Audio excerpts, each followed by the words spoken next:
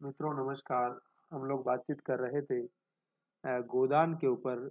और हमने इस विषय को लेकर के बहुत सारे वीडियो बनाए और हमने कोशिश की कि हम किस प्रकार से गोदान के ऊपर एक सांगोपांग बातचीत कर सकें, उसको समझने का प्रयास कर सकें और इस सिलसिले में हमारा जो दृष्टिकोण है, हमारा जो विचार है वो उत्तरोत्तर बेहतर हो सके।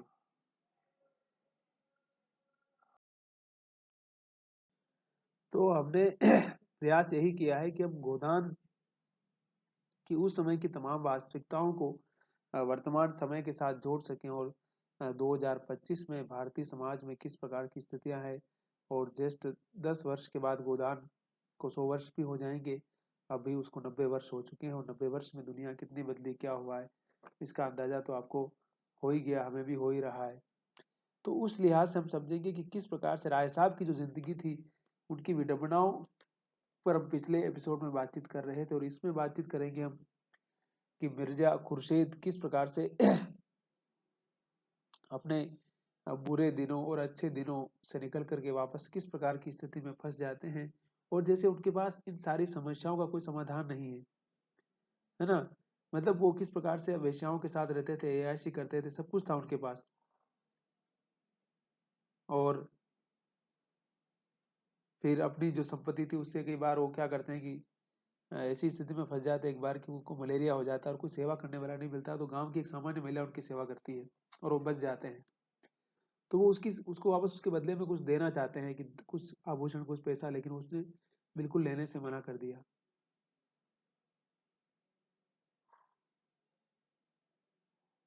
और क्या बोलते हैं कि वो सारे उपहार उपहार लेने से मना कर देती है। तो जो हम कहते हैं ना कि ग्रामीण जीवन की जो सहजता है, सरलता है, और नगरीय जीवन की जो वाचालता है, झूठ फरेब, जो अज्ञे ने कविता लिखी थी ना, सांप कविता ऐसे ही नहीं लिखी थी उन्होंने कि सांप तुम सभ्य तो हुए नहीं और नगर में बसना तुम्हें आया नहीं। एक बात पूछूं कि विष कहाँ पाया और डसना कहाँ सीखा। सांप तो जंगल में रहता है ना, और जंगल तो वैसे भी असभ्य होता है। तो फिर वो कहते हैं कि सांप तुम तो जंगली हो, फिर तुम इतने जहरीले और इतने वाचाल कैसे, इतने धूर्त कैसे हो गए तुम। क्योंकि नगरी सभ्यता जितना मीठा बोलेगी आपसे, उतना ही आपको काटती हुई चली जाएगी। और ग्रामीण जीवन की जो सहजता है, सरलता है, उसका तो मतलब कोई मोल नहीं है, वो बहुमूल्य है। तो उस चीज को भी कहीं ना कहीं प्रेमचंद यहाँ अभिव्यक्त कर रहे हैं। और तनखा मिर्जा खुर्शीद साहब इस चीज को समझ गए और किस प्रकार से उन्हें पता चल गया कि जो महानगरी जो जो सभ्यता है, जो महाजनी जो सभ्यता है, उसका चरित्र सिर्फ और सिर्फ अपना लाभ साधना है, अपना काम निकालना है।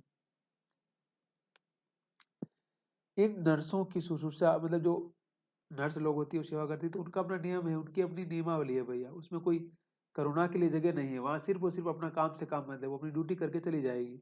लेकिन ये जो सरल और सहजता उन्हें मिलती है, उस सरलता और सहजता का जैसे वो कहते हैं कि मैं क्या ही जवाब दूं इसका।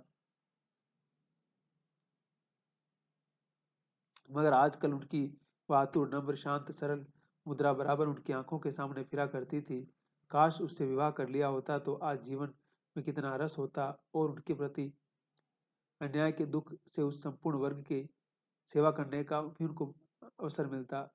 जब तक नदी बाढ़ पर थी, उसके गद्दले तेज फेरिल प्रवाह में प्रकाश की किरणें बिखर कर रह जाती थी। अब प्रवाह स्थिर और शांत हो गया था और इस रश्मियां अपनी तरफ तक पहुंच रही थी। मिर्जा साहब वसंत की शीतल संध्या में अपने झोपड़े के बरामदे में वीरांगनाओं के साथ बैठे कुछ बातचीत कर रहे थे कि मिस्टर मेहता आ जाते हैं। हमने कहा ना कि मेहता के व्यक्तित्व पर हम पहले ही बातचीत कर चुके हैं कि फिलोसोफर हैं, चिंतक है, विचारक हैं और समाज के बारे में बड़ी अच्छी सोच रखते हैं। और समाज में जो हम बार बार कहते हैं ना कि जो प्रगतिशील जो विचार है, जो प्रोग्रेसिव, जो वर्ग संघर्ष की जो बात कही जाती है, उसमें वो देखिए प्रेमचंद कहीं कि मेहता के माध्यम से इस बात को बता रहे हैं कि जब तक समाज में व्यवस्था ऊपर से नीचे तक न बदली जाए, इस तरह की मंडली से कोई फायदा ना होगा, है ना। कह रहे कि समाज को बदलने के लिए आपको उस पूरी चीजों को बदलना होगा। और जो पेट की भूख है, जो वास्तविकता की भूख है, उसको समझना होगा। हम जब तक आर्थिक जो विभाजन है, आर्थिक जो विषमता है, अगर उसको नहीं समझेंगे, तब तक हम बाकी सारी समस्याओं का समाधान करने का चाहे हम कितना भी दावा करें, वो सब धूर्त और झूठा निकलेगा हमारा। तो मिर्जा क्या कहते हैं कि मैं कहता हूँ कि महज रोटी का सवाल है। हाँ, यह सवाल सभी आदमियों के लिए एक सा नहीं है। मजदूर के लिए वह महज आटे दाल और एक फूस की झोपड़ी का सवाल है। एक वकील के लिए वह एक कार और बंगले की खिदमतगारों का सवाल है। आदमी महज रोटी नहीं चाहता और भी बहुत सी चीजें चाहता है। अगर औरतें के सामने भी वो प्रश्न तरह तरह की सूरतों में आता है तो उसका क्या कसूर है ना। कह रहे कि इंसान सिर्फ रोटी का ही सवाल नहीं, रोटी तो सवाल है ही है, लेकिन उसके अलावा भी जीवन की जो तमाम विपदाएं हैं, जो तमाम विडंबनाएं हैं, उनको भी हमें समझने की आवश्यकता है। अगर हम उन सारी चीजों को हम नहीं समझेंगे, उनका समाधान नहीं प्रस्तुत करेंगे, तो हम चाहे कितनी भी बड़ी बड़ी बातें कर लें, चाहे हम कितने भी दावे कर लें, वो सारी चीजें समझे कि है या नहीं है सब बराबर हो जाएगी। इसलिए उस तथ्य को समझने की आवश्यकता है। डॉक्टर मेहता अगर जरा गौर करते तो उन्हें मालूम होता है कि उनमें और मिर्जा में कोई भेद नहीं, केवल शब्दों का हेर फेर है। दोनों के विचार एक ही तरह के हैं। यानी समाज की उस ग्राउंड जो रियलिटी है उसको समझने की आवश्यकता है, और उसमें इकोनॉमिकल डिस्ट्रीब्यूशन को चेंज करने की जरूरत है। जो कहता है ना मार्क्स बार बार कि आर्थिक पहचान ही आपकी वास्तविक सामाजिक पहचान है। अगर आप उस तथ्य को नहीं समझेंगे, अगर आप उस तथ्य के बारे में जानकारी हासिल नहीं करते, आपको उस चीज के बारे में पता नहीं है, तो शायद आप कोई भी समाधान या कोई भी मुकाबल रिजल्ट तक नहीं पहुंच पाएंगे।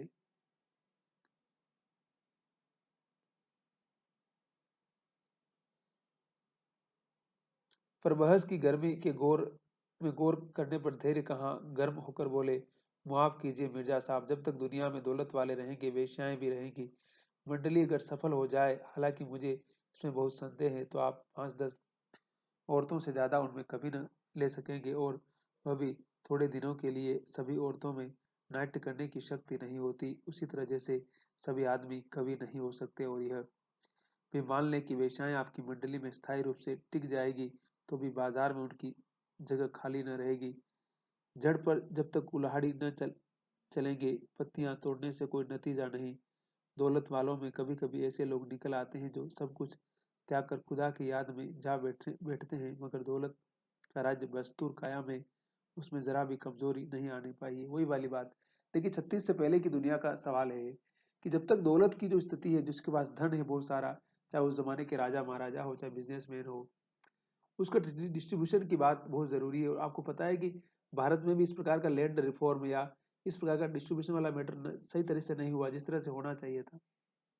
और आज भी 90% लोगों के पास 100% प्रॉपर्टी है, पावर है, मनी है, और 90% लोगों के पास सिर्फ 10% है।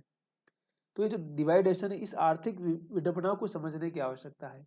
और हमने कहा था बार बार ना कि होरी जो इस उपन्यास का नायक है, उसके पास क्या है, सिर्फ उसकी बेटी की शादी के लिए मात्र 200 रुपया है, और राय साहब की बेटी की शादी का 1 लाख रुपया है। अब आप 2025 में बात करेंगे, 1 लाख रुपया उस जमाने का तो कम से कम आज का 5 करोड़ होगा वो। इसलिए हमें समझना होगा, क्योंकि इस कई बार हम बहुत सारी गलत फहमियों के शिकार हो जाते हैं कि 1 लाख रुपया क्या कुछ भी नहीं है। लेकिन समय मतलब उस समय उसकी क्या कीमत थी और आज उसकी वैल्यू क्या है, क्योंकि वैल्यू समय के हिसाब से बदलती रहती है। तो उस वैल्यू और उस वास्तविकता को समझने की आवश्यकता है। अगर हम आर्थिक, सामाजिक और सांस्कृतिक सारी चीजों को समझने का प्रयास करेंगे, तो शायद हम किसी भी तथ्य की, किसी भी सत्य की वास्तविक पड़ताल कर पाएंगे। अगर हम उस चीज को समझने का प्रयास नहीं करेंगे, तो हमारी जो व्याख्या होगी या हमारी जो समझ होगी वह अधूरी होगी। तो उन सारी चीजों को भी समझने की जरूरत है। मिर्जा को मेहता की हठधर्मी पर दुख हुआ। इतना पढ़ा लिखा विचारवान आदमी इस तरह की बातें करे, समाज की व्यवस्था क्या आसानी से बदल जाएगी। अब आपको मालूम ही है कि भारतीय समाज की व्यवस्था या किसी भी समाज की व्यवस्था में तुरंत क्रांति करना बहुत मुश्किल है। और भारत में भी क्रांति नहीं हुई, आपको मालूम ही है, या रिफॉर्म ही हुआ है। अम्बेडकर भी कहते हैं और गांधी तो लगातार कहते थे, अहिंसा और सत्य का रास्ते की बात करते थे, जिसको लोग आजकल कहते हैं कि अहिंसा के बल पर कहीं आप इससे जीत सकते हैं क्या। लेकिन जिस प्रकार का जनाधार था गांधी का, जिस प्रकार के वो एक लोकप्रिय नेता थे, देखिए जब आपकी कथनी और करनी में अंतर नहीं होता है, तभी आपको लोग फॉलो करते हैं। अगर आप बातें तो कुछ और कर रहे हैं और आपकी जिंदगी कुछ और तरह की है, तो आप कभी दूसरों को प्रभावित नहीं कर पाएंगे। और आज का जो जमाना है, जो समय है, उसमें यही है कि अधिकतर लोग दिखावा करते हैं, झूठ बोलते हैं, फरेब फैलाते हैं और उसके माध्यम से तमाम चीज़ों को करते हैं और उसका परिणाम क्या होता है कि वो एक समय के बाद पकड़े जाते हैं। और जो जितना छोटा है, जो जितनी छोटी बुद्धि का उतना ही अधिक ज्ञान देगा आपको। वो कभी अपनी कमी स्वीकार नहीं करेगा, अपने आप को बेहतर बनाने की कोशिश नहीं करेगा। और जब तक वो अपने आप को बेहतर बनाने की कोशिश नहीं करेगा, जब तक वो अपने भीतर परिवर्तन नहीं करेगा, तब तक उन सारी चीज़ों को कभी बदल नहीं सकता है। तो इसलिए कहा भी गया ना कि ग्राउंड पे आप रहेंगे तो ग्राउंड पे ज़्यादा भीड़ रहेगी हमेशा। ऊपर चले जाएंगे ऊंचे लेवल पर तो आपको कम लोग मिलेंगे और सही लोग मिलेंगे, ऑथेंटिक लोग मिलेंगे जो संघर्ष करने के बाद ऊपर गए हैं। लेकिन आप ग्राउंड पे रहेंगे तो आपको जाहिर सी बात है बहुत सारी भीड़ मिलेगी। उस भीड़ में आपको अपना रास्ता बनाने के लिए जाहिर सी बात है अलग तरह से संघर्ष करना होगा। ठीक है ना? तो यही बात है। तो यही बात मिर्जा साहब भी कह रहे हैं। और मेहता, मैंने कहा थोड़ा मेहता थोड़े अलग किस्म के सोच के विचार के आदमी है, लेकिन उनकी सोच भी गलत नहीं है। वो भी समाज को बदलने की बात कर रहे हैं और समाज को बदलने के लिए सेक्रीफाई भी करने की आवश्यकता है। हमने कहा ना कि गांधी ने वही किया और गांधी से हमारी बहुत सारी चीजों में असहमतियां हो सकती है, लेकिन सत्य और अहिंसा का रास्ता, उनकी कथनी और करनी में न अंतर होना। इसलिए लोहिया अपने आप को कुजात गांधीवादी कहते हैं। वो कहते हैं कि गांधी को मैं उस तरह से फॉलो नहीं करता हूँ जिस प्रकार से बाकी लोग फॉलो करते हैं। तो कई बार ये होता है कि हम किसी के विचार को फॉलो करें तो सेम टू सेम कॉपी करने लगते हैं। सेम टू सेम कॉपी करने की आवश्यकता नहीं होती, उसको अपने समय और संदर्भ के साथ समझने की आवश्यकता होती है। अगर हम समय और संदर्भ के साथ समझेंगे तो उस विचार को हम ज्यादा गहराई से समझ पाएंगे। तो प्रेमचंद कहीं ना कहीं उन सारी चीजों को देखिए, प्रेमचंद के इस उपन्यास में गांधीवाद भी है, मार्क्सवाद भी है, स्त्री चिंतन भी है। इसलिए हम किसी एक खास तरह के फ्रेम में इस उपन्यास को नहीं बांध सकते कि सिर्फ किसान जीवन की आख्यान ही नहीं है। ये अपने समय की वास्तविकता के तमाम संदर्भों को छूता हुआ, उनकी व्याख्या करता हुआ नजर आता है। इसलिए इसका बहुत ज्यादा इंपॉर्टेंस है, इसलिए इसका बहुत ज्यादा महत्व है। उसे उस वक्त तक चुपचाप बैठा रहा जाए जब तक शेर अहिंसा का व्रत न ले ले। दौलत वाले और जिस तरह चाहे अपनी दौलत उड़ाए, मिर्जा जी को गम नहीं। शराब में डूब जाए, कारों की माला गले में डाल ले, किले बनवाए, धर्मशालाएं मस्जिदें खड़ी करे, उन्हें कोई परवाह नहीं। अबलाओं की जिंदगी न खराब करे, ये मिर्जा जी नहीं देख सकते। वह रूप के बाजार को ऐसा खाली कर देंगे कि दौलत वालों की अशर्फियों का कोई थूकने वाला भी न मिलेगा। क्या जिन दिनों शराब की दुकानों की पैकेटिंग होती थी, अच्छे अच्छे शराबी पानी पीकर दिल की आग नहीं बुझाते थे? ठीक है, इसलिए वो कह रहे हैं कि मतलब वेश्यावृत्ति के बारे में कह रहे हैं कि उन स्त्रियों को वेश्यावृत्ति की खत्म करवा देंगे तो फिर दौलत वाले लोग क्या करेंगे? वही जो प्रेमचंद एक तरफ आदर्शवादी जो रास्ता निकाल रहे थे ना, उससे भी बाहर निकल रहे हैं। वो कह रहे हैं कि समाज को उस यथार्थ की वास्तविकता को समझने की जरूरत है। और आपको पता है, मैंने पहले भी कहा था कि गोदान में इसीलिए प्रेमचंद कोई समाधान प्रस्तुत करते हुए नजर नहीं आते हैं, वो समस्या को छोड़ देते हैं। शेक्सपियर की जो नाटक परंपरा है ना, वहां पे कहा ना कि ट्रेजेडी है, दुखी दुखी अंत में भी। तो उस चीज को फॉलो करते हुए कहें कि प्रेमचंद यथार्थ और वास्तविकता की तरफ बढ़ रहे हैं। और इसलिए कि वो समय और परिस्थिति के हिसाब से चाहते हैं कि किसी समस्या का समाधान हो। मेहता का तेज विदा हो गया, नम्र भाव से बोले, मैंने खन्ना की हिमायत उस वक्त की जब दौलत के पंजे से छूट गए हैं, और आजकल उनकी हालत आप देखें तो आपको दया आएगी। मैं खन्ना साहब जो बड़े उद्योगपति थे, बड़े मिल के मालिक थे, लेकिन उसकी मिल में आग लग जाती है, उसके बाद कितना नुकसान हो जाता है और नुकसान होने के बाद उनकी स्थिति बहुत खराब हो जाती है। तो मेहता इसलिए बोल रहे कि मैंने तब उनकी हेल्प किया था, उनके साथ खड़ा हुआ, मुझे धन से कोई लोभ नहीं है, कोई मोह माया नहीं है, मैं तो निर्वेद आदमी हूँ। इसलिए मैं उस सरलता और सहजता का चुनाव करता हूँ हमेशा। तो आपको दया आएगी और मैं क्या हिमायत करूंगा जिससे अपनी किताबों और विश्वविद्यालयों से छुट्टी नहीं, ज्यादा से ज्यादा सुखी हमदर्दी ही तो कर पाता हूँ। हिमायत की है मिस मालती की, मालती ने की खन्ना को बचा लिया। इंसान के दिल की गहराइयों में त्याग और कुर्बानी की कितनी ताकत छिपी है, इसका मुझे अब तक तजुर्बा न हुआ। आप भी एक दिन खन्ना से मिल आइए। मिर्जा ने जैसे अपनी इच्छा के विरुद्ध कहा, आप कहते हैं मैं चाहूंगा आपके साथ झंडू में जाने में भी मुझे उच्च नहीं, मगर मिस मालती से तो आपकी शादी होने वाली थी, बड़ी गर्म खबर थी। मेहता ने चेपते हुए कहा, तपस्या कर रहा हूँ लेकिन कब वरदान मिले। ओ, मुझे भी यही वहम हुआ था, मगर अब मैंने हाथ बढ़ाकर उसे पकड़ना चाहा, लेकिन मिर्जा साहब भी, मैंने कहा उसको चाहते थे बहुत, लेकिन उसने कभी भाव नहीं दिया। इसलिए वो अपना दर्द, अपनी बात बयान कर रहे हैं। ठीक है, तो यही सारी बात है इसमें।